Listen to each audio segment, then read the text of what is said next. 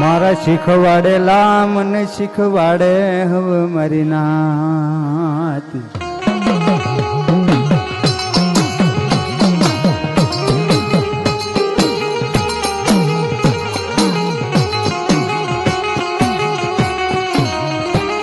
આ છઠ્ઠો દહકો છે.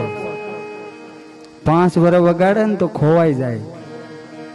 હવે શાળી તો મારી ઉંમર થઈ.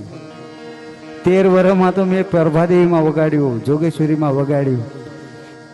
5 વર્ષ ખાલી દહકો લઈ લે ને તો એને મારા દાદા યમરાનો દેવ સાંભળી જાય મારી ના.